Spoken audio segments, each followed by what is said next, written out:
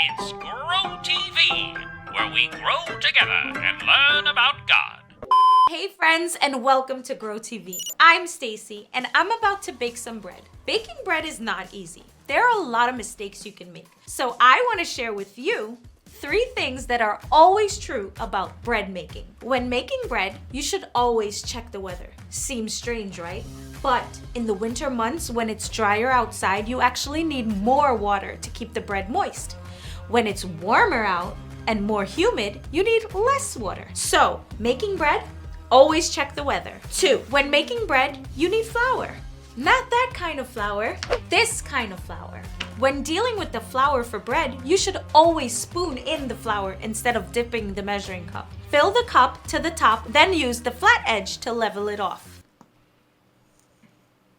3, always bake your bread in a well preheated oven and always ensure the oven's temperature, or else your bread could get burned. And so could you. In fact, don't go anywhere near the oven without asking the right grown-ups for help. What's up, Stacy?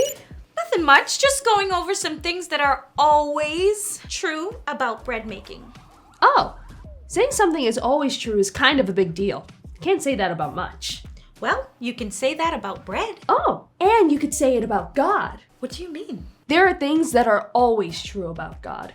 Like, God helps me find what I need. Oh, and God hears my voice. And God guides me when I'm scared. Also, God comforts me. But I feel like we're missing a really important true thing about God. I know, right? It's probably the most obvious one, too. Can you think of a Bible story that might help us maybe? Oh, yes, of course. Let's see. In 2 Kings chapter 2, there's one final story about Elijah. Elijah was a prophet who received and shared special messages from God with others, right? Right, and God had a special plan for Elijah. God was going to take Elijah up to heaven. Whoa, say what? Like beam him up style? Well, you'll see. But before this would happen, God chose someone else to take Elijah's place. His name was Elisha. Elijah and Elisha. Got it. Elijah taught Elisha what it meant to be God's messenger. Then the day arrived when God would take Elijah up to heaven. Maybe it was like one of those hooks that pulls people off a stage? No. So before he left, Elijah told Elisha to stay in one place.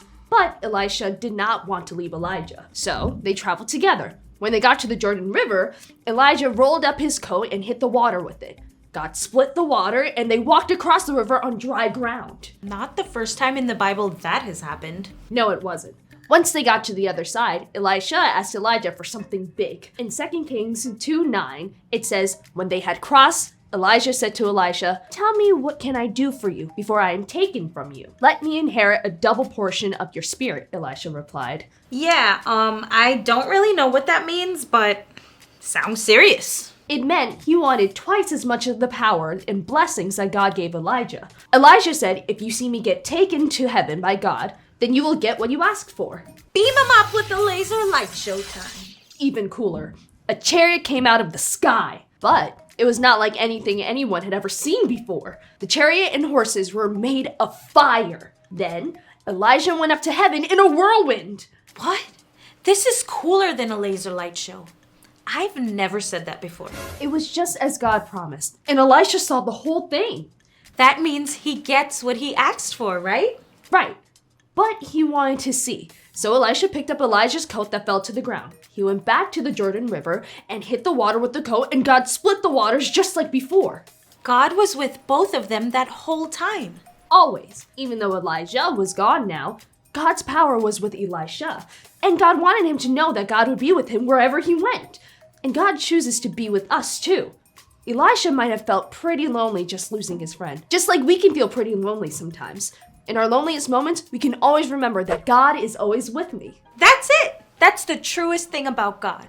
God is always with me. You know, I think part of the reason I like bread making is because of the things that are always true about it. You were right. In this world, things change so fast that it's hard to think of things that will always be the way they are. Things seem to be always changing, but some things don't. Like God's presence with us. It never changes. It didn't change for Elijah, and though he might have been worried it would, it didn't change for Elisha when Elijah was gone. It's something we can always depend on. no matter what is going on in our lives.